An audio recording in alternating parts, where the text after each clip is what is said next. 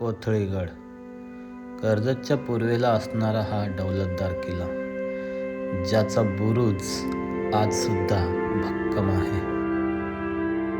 इतिहासाची जाणीव करून देणाऱ्या इथे 2 तोफा सुद्धा आहेत.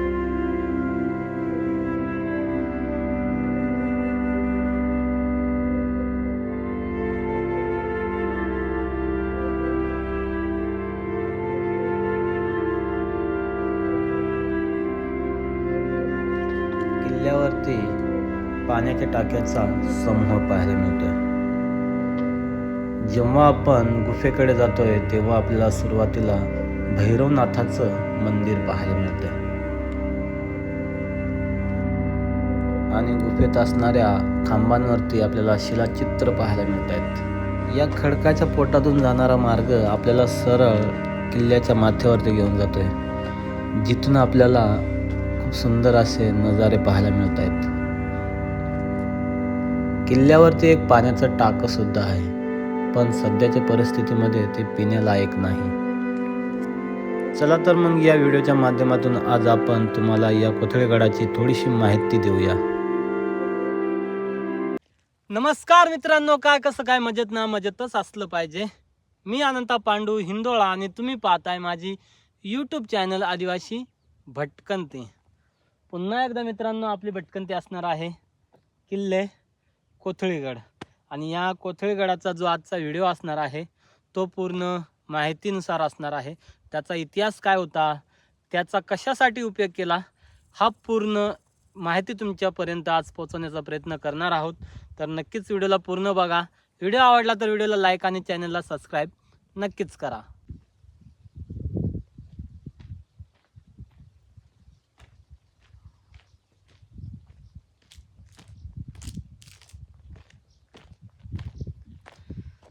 तसा कोथळीगडाचा ट्रेक एकदम सोपा आहे.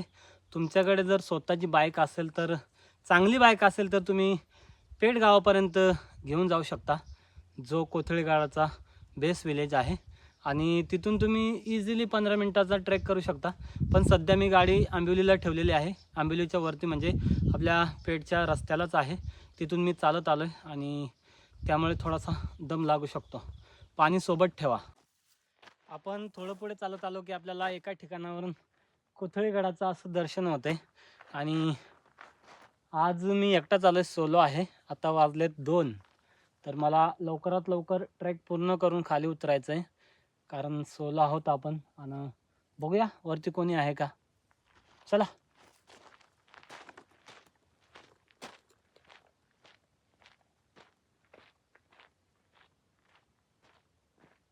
आपण जर सरळ चालत आलो ना तर आपल्याला इथे 2 रस्ते मिळतात. एक रस्ता जातोय गावाकडे, दुसरा रस्ता जातोय तो सुद्धा गावाकडे जातोय. इथे 2 गाव आहेत, 2 पेठ गाव आहेत, म्हणजे विभागलेले गाव आहेत. दोन्ही गावाचं नाव पेठच आहे. पण आपल्याला जो खराब रस्ता दिसतोय या बाजूनं, त्या बाजूनं जायचं आहे. आणि उजव्या बाजूनं न जाता डाव्याच बाजूनं जायचं आहे. इथे एक वावळ्याचं झाड आहे, या वावळ्याच्या झाडाच्या डाव्या बाजूनं लक्षात ठेवा रस्ता. मग आपल्याला इथून बघा, इथे आपल्याला कोथळीगड दिसतोय, त्याच्यावरती टॉपला आपल्याला जायचं आहे. चला गुराव, तुम्हाला काय नाही करत. चला चला ना. आज असं वाटतंय का गुरात गेलेलो, या गाईचं वासरू कुठंतरी राहिलं वाटतं. हे वासरू आपल्याला बघून का घाबरतंय? पक्कच पळतंय ते.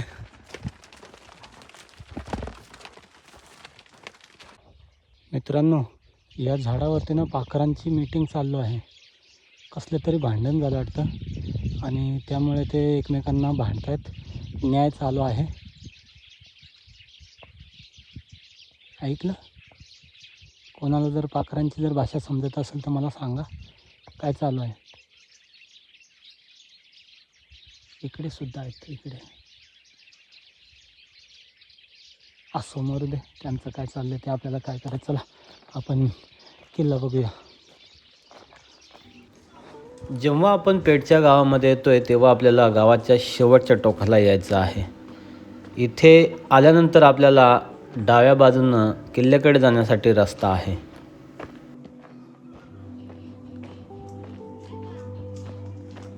इथे आल्यानंतर जुन्या आठवणी ताज्या झाल्या. त्या म्हणजे ह्या लगोरची खेळ. लहानपणी आम्ही सुद्धा असे खेळ खेळलो आहोत.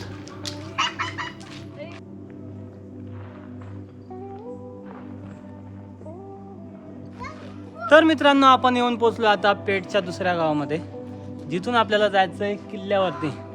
हा जो आंब्याचा झाड आहे, इथूनच आपल्याला आता किल्ल्यावरती जायचं आहे. इथे काही मुलं लगोरी खेळत होते, जे जुनी आठवण आमची आज पण इथे जपली जाते गावाकडे. हीच खरी गावाची मजा आहे. आणि आता इथूनच आपण जाणार आहोत किल्ल्यावरती. किल्ल्याकडे जात असताना आपल्याला या आंब्याची झाडाची खूण लक्षात ठेवायची आहे. तिथूनच आपल्याला प्रॉपर असा रस्ता मिळून जातोय.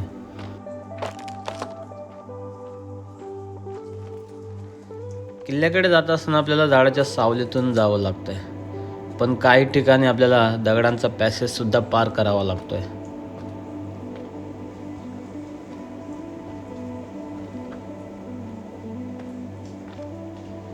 थोड्याच पुढे गेल्यानंतर आपण एका मोकळ्या जागेवरती येतोय.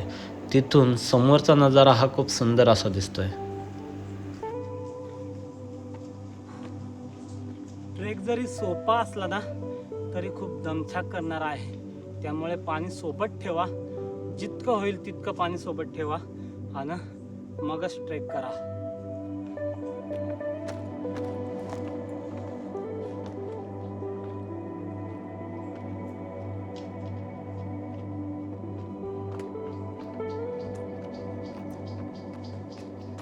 किल्ला चढायला सोपा असलं तरी दमछाक करणारा आहे. त्यामुळे थोडी थोडी विश्रांती घेऊन नंतर पुढे चाल करा.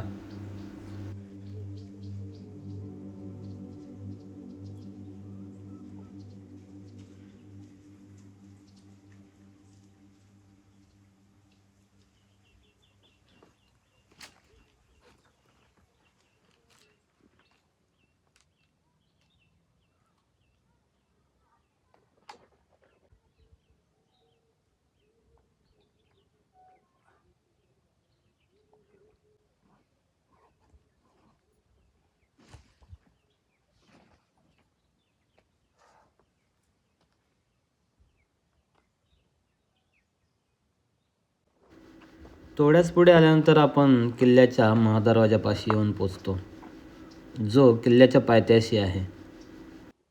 आपण जर गावाकडून आलो तर खरी सुरुवात किल्ल्याची इथूनच होते. इथून तुम्हाला दरवाजा पाहायला मिळेल. कदाचित अशी कमान असेल आणि इथे पारेकरी राहत असतील पहारा देण्यासाठी. आणि इथे तटबंदी सुद्धा आपल्याला पाहायला मिळते थोडीफार. तर खऱ्या अर्थानं किल्ल्याची सुरुवात इथूनच होत असेल. किल्ला अजून आपल्याला वरती जायचा आहे. तो जो आपल्याला डोंगर दिसतोय त्यावरती किल्ला आहे. तर चला जाऊया.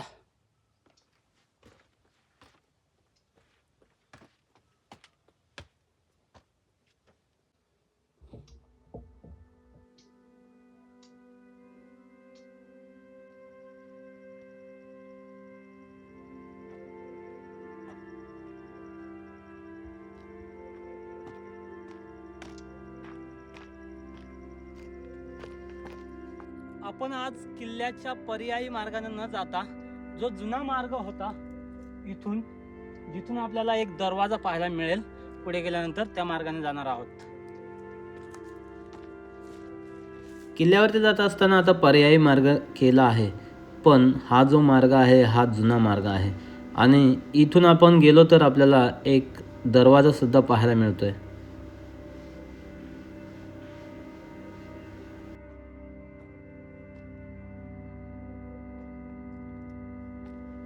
पुढे आल्यानंतर आपल्याला काही कातळ कोरीव पायऱ्या पाहायला मिळत आहेत, ज्या शिवकालीन आहेत.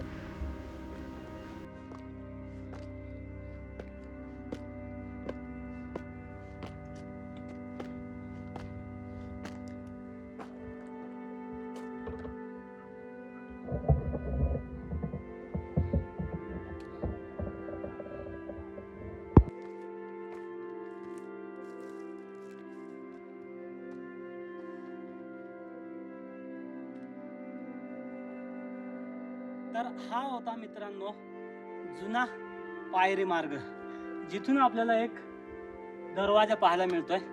मेन एंट्री या किल्ल्याची इथे कमान सुद्धा असू शकते. आता ती बऱ्यापैकी पडलेली आहे. बुरुज तुम्ही पाहू शकता अजूनही भक्कम आहे. आणि इथून जो नजारा दिसतोय पूर्ण आपल्याला ही जी भीमाशंकरची पर्वतरांग आहे ही दिसते. भीमाशंकर पासून तर पूर्ण पठारवाडी पर्यंत ही पूर्ण आपल्याला पर्वतरांग दिसते. दरवाजा जरी मोडकळीस आला असेल तरी त्याचा बुरुज अजूनही भरभक्कम आहे.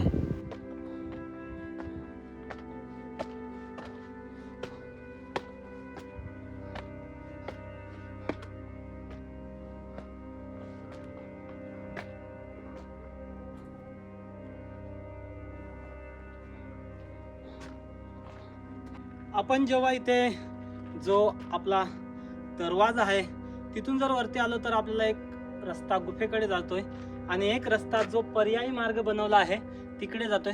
तर सर्वात प्रथम आपण जो पर्यायी मार्ग आहे तो पाहणार आहोत.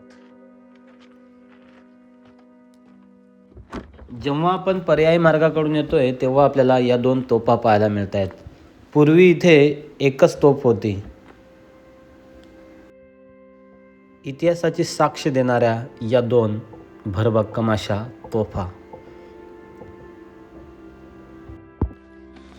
आपण जर या बुर्जाच्या बाजूने जर आलो तर आपल्याला इथे 2 तोफा पाहायला मिळतील.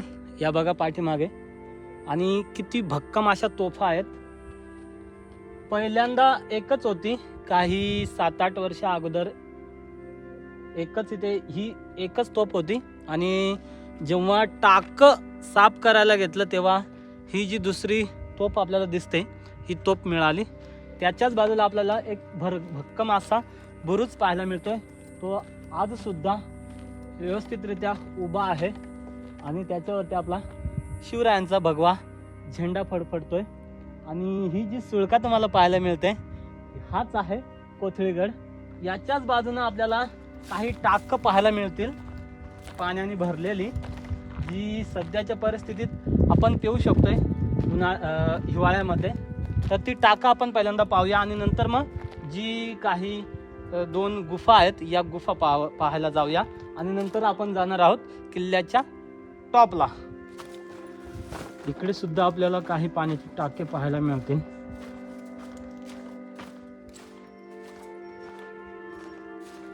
सध्या तरी पाणी खराब होत चाललंय कारण आता गवत सुकलेलं आहे. आणि या टाक्यामधलं पाणी आपण पिऊ शकतो. हे टाकं साफ आहे. इकडे सुद्धा भरपूर टाकं आहेत. आपण थोडीफार पाहूया. पण इथून जात असताना एक काळजी घ्यायची आहे. हा जो पॅसेज आहे हा पूर्ण डोंगराळ पॅसेज आहे. इथे आपला पाय घसरू शकतो. एक छोटासा रस्ता आहे. या छोट्याशा रस्त्यानेच आपल्याला इकडे यायचं आहे. हे बघा इकडे सुद्धा टाक आहेत. याच्या पुढे सुद्धा टाक आहेत. धान्य कोठार सुद्धा आहेत. ते आपण पटापट पाहूया. इथे पुढे आल्यानंतर आपल्याला इथे धान्य कोठार पाहायला मिळतोय, जे 2 भागामध्ये विभागला आहे. हे बघा. आणि या किल्ल्याचा उपयोग दारुगोळ्यासाठी आणि धान्य कोठारासाठीच उपयोग केला होता. इकडे सुद्धा टाक आहेत. आता आपण तिकडे जाणार नाही, तर आपण आता पुन्हा रिटर्न जाऊया.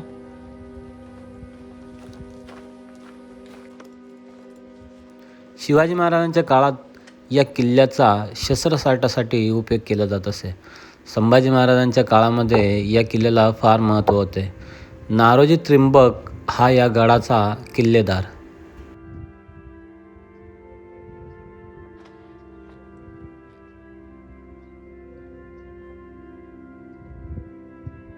मित्रांनो, बुर्जा करून जर आपण आलो ना तर आपल्याला इथे एक पाण्याचं टाकं सुद्धा पाहायला मिळेल, जे शुद्ध पाण्याचं टाकं आहे. या पाण्याचा उपयोग आपण मे महिन्यापर्यंत सुद्धा करू शकतो पिण्यासाठी. आणि इथून खाली गावात सुद्धा पाणी काही कार्यक्रमासाठी पूर्वी लोक घेऊन जात होते. तर आता आपण जाणार आहोत गुफेकडे. नारोजी त्रिंबकाने मानकोजी पांढरे यांच्या ताब्यात हा गड दिला. संभाजी महाराजांच्या कारकिर्दीमध्ये कान्जी हैदर हा औरंगजेबाला फितूर झाला आणि फसवून हा किल्ला त्यांनी ताब्यात घेतला.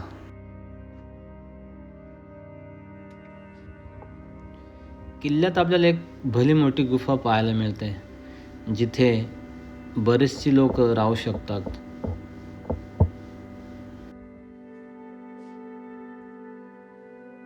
चला आता आपण जाऊया किल्ल्याच्या माथ्यावरती.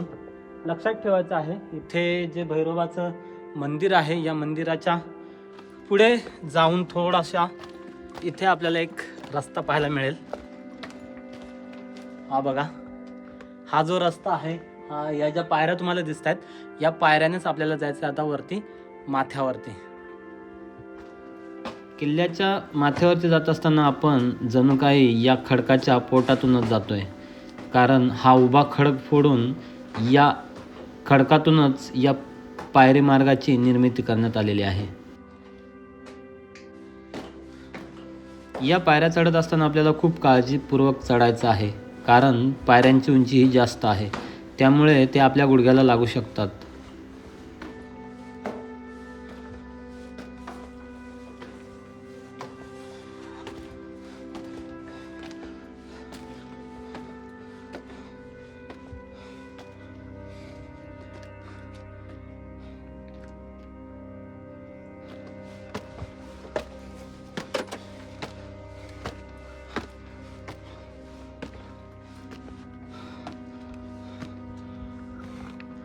इथपर्यंत आपण व्यवस्थितरित्या येतोय आणि इथून जो पॅसेज सुरू होतोय तो खूप खतरनाक आहे. पावसाळी जर तुम्ही येत असाल तर व्यवस्थित या, व्यवस्थित चढा, आपल्याला आणि दुसऱ्याला नुकसान करून घेऊ नका. तर हा आता पॅसेज आपल्याला व्यवस्थितरित्या पार करायचा आहे आणि नंतर मग आपण जाऊन पोचतोय माथ्यावरती. किल्ल्याचा हा भाग थोडासा अवघड आहे. चढताना आपला तोल जाऊन अपघात होऊ शकतो, त्यामुळे चढताना थोडीशी काळजी ही घ्यायचीच आहे.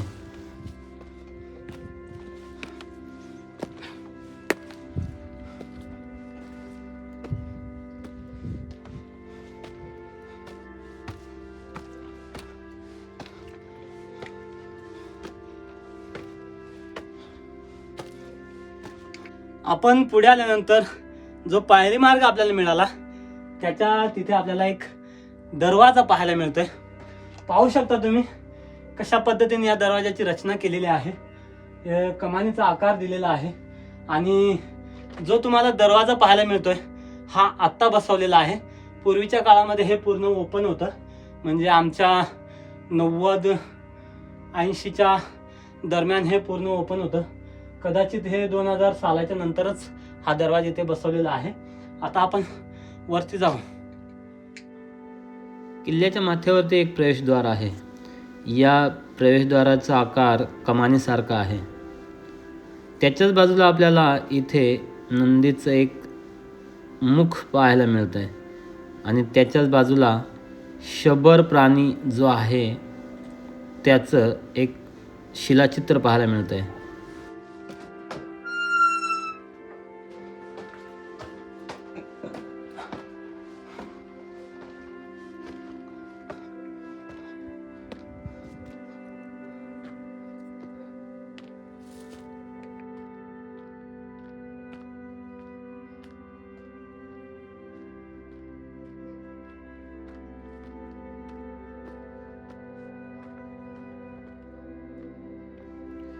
पुढे आल्यानंतर आपल्याला किल्ल्याच्या माथ्यावरती एक पाण्याचं टाकंसुद्धा पाहायला मिळतं आहे.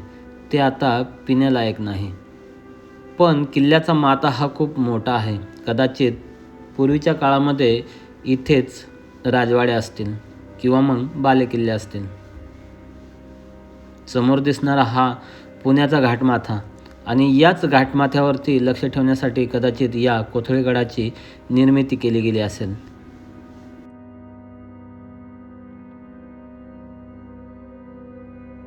तर मित्रांनो, आता आपण आहोत किल्ल्याच्या माथ्यावरती आणि माथा तुम्ही पाहू शकता किती मोठा आहे. इकडे एक टाकं सुद्धा आहे, त्यामध्ये जे पाणी आहे ते आता सध्याच्या परिस्थितीमध्ये पिण्यालायक नाही. आणि इकडे जो डोंगर दिसतोय हा आहे पुण्याचा प्रदेश. इकडून पूर्ण आपल्याला या पवनचक्क्या सुद्धा पाहायला मिळतील. आणि इकडे भीमाशंकर अभयारण्य, या बाजूला जो सावळा खांडी भाग आहे तो दिसतोय. इकडे आपल्याला कर्जत आता सध्या धुक्का आहे त्यामुळे कर्जत दिसणार नाही. माथेरानची पर्वतरांग, कल्याण असं सगळं काही या कोथळेगडाच्या माथ्यावरून आपल्याला पाहायला मिळतंय. तर नक्कीच मित्रांनो, व्हिडिओ आवडला असेल तर व्हिडिओला लाईक आणि चॅनलला सबस्क्राईब नक्कीच करा. चला तर भेटूया पुढच्या व्हिडिओमध्ये.